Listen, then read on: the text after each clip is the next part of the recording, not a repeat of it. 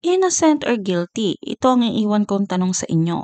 Mag-comment pagkatapos ng video na ito kung ano ang tingin nyo sa krimen na ito. Ako po si Ces, ang inyong Pinoy Crime Documentary Narrator. Ako ay nagbabahagi ng mga true crime na isinalin sa Tagalog. Kung kayo ay mahilig sa mga true crime documentaries katulad ko, mag-like na at mag-subscribe sa aming channel. Lahat ng documentaries ay niresearch ko gamit ang public records, news, and archive materials. July 25, 1998, ang kasong ito ay naganap sa Sonobe District of Wakayama, Wakayama, Japan. Isang festival ang inorganisa ng Residents Association No. 14, isang maliit na grupo na binubuo ng mga 200 membro mula sa 69 na kabahayan. Sa nasabing festival, denekorasyonan ang paligid ng mga Japanese lanterns at kasunod nito ay mga paghahain ng Japanese curry at iba pang mga pagkain. Ang curry rice ay isang tanyag na putahe sa Japan, ngunit nagdulot ang insidenteng ito ng malaking epekto sa Wakayama City, Japan.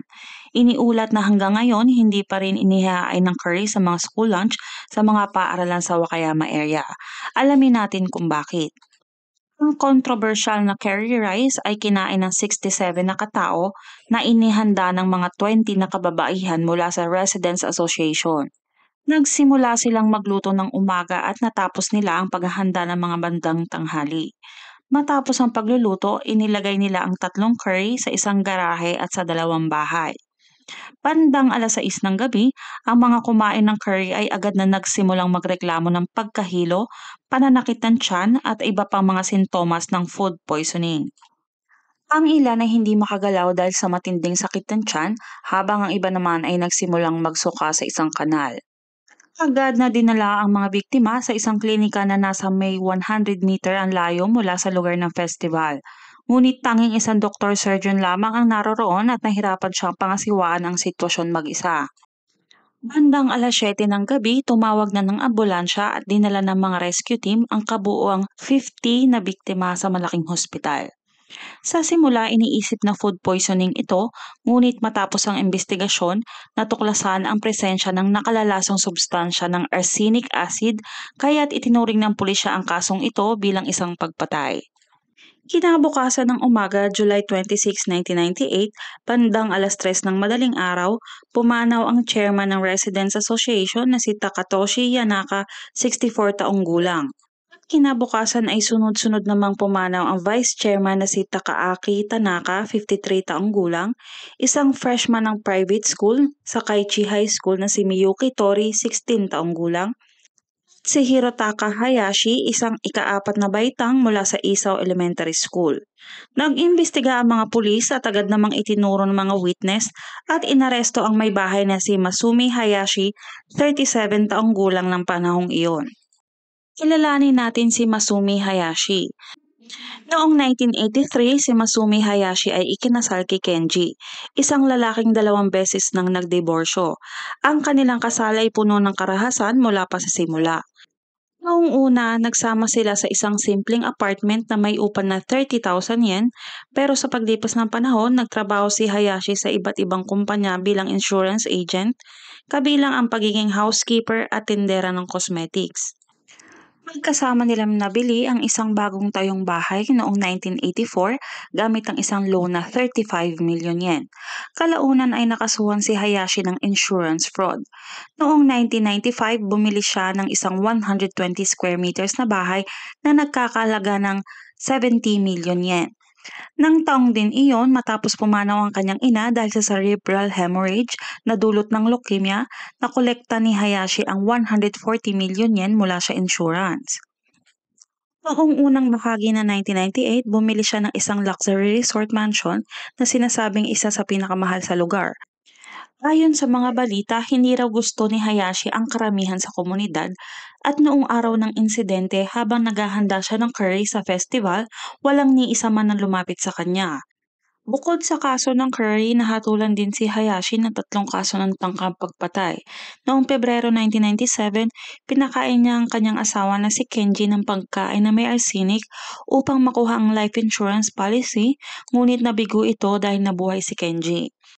7 buwan nang lumipas, may isa pang biktima si Hayashi, binigyan niya ng pagkaing may laso ng isang tao, nagkasakit ito at naospital. Noong Marso 1998, muli niyang nilagyan ng arsenic ang isang mangkok ng noodles na binigay niya sa kakilala upang maklaim ang payout mula sa kanyang insurance. Gayunpaman, inakwit siya ng korte sa isa pang kaso ng tangkang pagpatay na di umano'y naganap noong 1987 dahil hindi makatarungan ang argumento ng mga prosecutor. Noong Mayo 1999, itinanggi ni Hayashi na may kinalaman siya sa paglalagay ng lason sa curry at tumanggi na siyang magtestigo mula noon. Nabigo ang mga prosecutor na magbigay ng konkretong ebidensya ng kanyang pagkakasala at umaasa lamang sila sa circumstantial evidence. Sinabi ni Judge Ogawa, wala nang ibang tao sa paligid na may ganitong pagkakataon na maglagay ng arsenic sa curry kundi ang akusado. Kasama sa mga pangunahing saksi ng prosekusyon ang isang batang babae na nagsabing nakita niya si Hayashi na naglalakad-lakad sa paligid ng mga curry na parang isang oso o bear. Noong December 11, 2002, hinatulan ng guilty ng Wakayama District Court si Masumi Hayashi sa 7 kaso mula sa 8 isinampang kaso laban sa kanya. Kabilang ang kaso ng curry poisoning at ipinataw sa kanya ang parusang kamatayan ayon sa hiling ng prosekusyon. Agad na nag-apela ang kanyang depensa sa desisyon. Noong December 25, 2003, inutos ng Wakayama District Court ang pagbabayad ng kompensasyon na nagkakahalaga ng humigit kumulang 118 million yen para sa 41 biktima at pamilya ng mga biktima na nangangailangan ng kabuuang kompensasyon na umaabot ng 137 million yen. 2 dekada matapos ang insidente, muling pinag-usapan ng kaso dahil isinulat at inilabas ng panganay na anak ni Hayashi ang isang libro tungkol sa kanilang pamilya at nakaraan kung saan ipinahayag niya na hindi siya naniniwala ng kanyang ina ang salarin. Punong-puno ng kontrobersya ang kanyang libro. Pinabugbog daw ang kanyang ina habang ini-interrogate upang pilitin siyang umamin. Dahil raw tumanggi siya makipagtulungan at pati na rin sinampal niya ang isang detective na bumugbog sa kanya, kaya't lalong nagalit ang mga pulis. Pinilit pa raw ng mga pulis na papirmahin ang kanyang ama ng divorce paper. Nagpunta ang magkapatid sa police headquarters upang tanungin tungkol sa kanilang ina. Isang beses tinanong sila ng detective kung gusto ba nila ng curry, na isang nakakainsultong biro. Binansagan silang mga sinungaling at pinagsisigawan ng mga pulis kapag may sinabi silang salungat sa resulta ng investigasyon. Narinig niya mula sa kapitbahay na may isang lalaki na madalas maglagay ng laso sa mga alaga nilang aso sa lugar at pati na rin sa bukirin sa likod ng kanilang bahay. Walang nakakaalam o gustong magsabi kung sino man ang salarin, ngunit nangyari ito bago pa man sila lumipat sa lugar. Nang mangyari ang insidente ng curry poisoning, naalala niyang sinabi ng kanyang ama na sigurado siyang ang serial poisoner ang may gawa ng insidente. Ayon sa pahayag ng korte, ang akusado ang may sala dahil una, ang arsenous acid na may kaparehong komposisyon ng katangian tulad ng arsenic ay natagpuan sa bahay ng akusado. Pangalawa, ang mataas na konsentrasyon ng arsenic ay natagpuan din sa buhok ng akusado. Pangatlo, sa araw ng summer festival, tanging ang akusado lamang ang may access sa curry na kontaminado. Noong panahong iyon, nakita ring kumilos ng kahina-hinalang akusado tulad ng pagbukas ng takip ng kaldero ng curry. Ngunit ayon sa forensic evidence na ang laso na natagpuan sa crime scene ay hindi kapareho ng uri ng laso na natagpuan sa bahay ni Hayashi. At ang laso na natagpuan sa buhok ni Hayashi ay sinabing pareho lang ng antas na makikita sa karaniwang tao.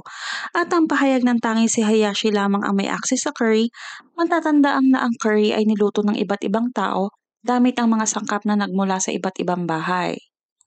23 taon o 23 years matapos ang insidente, inanunsyo na magkakaroon ng retrial dahil sa mga isyu ng hindi pagkakatugma sa trace ng arsenic na natagpuan sa lugar ng insidente.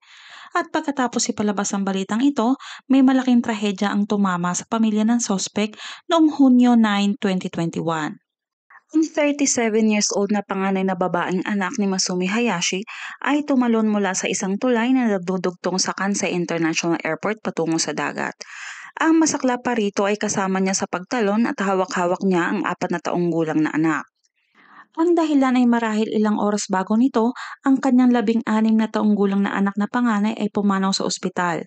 Sa pagsusuri ng katawan ay napag-alamang ang sanhi ng kamatayan ng kanyang anak ay dahil sa pang-aabuso ng kanyang mga magulang. Sa madaling salita, pinahirapan nila ang kanilang anak hanggang sa mamatay at pagkatapos ay nagpatiwakal rin kasama ang 4 na taong gulang na anak.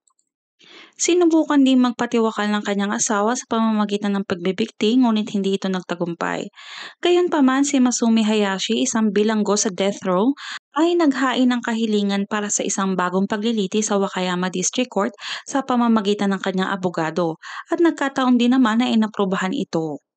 Ngayon na inilatag natin ang mga detalye, ang mga twist at pagbabago sa kasong ito ay nagdulot ng mas maraming tanong kaysa sa sagot. Sapat ba ang ebidensya upang magkasala ito? O may mga seryosong pagkakamali sa investigasyon na maaaring magdulot ng maling pag-aakusa sa inosenteng tao? Ano sa tingin nyo?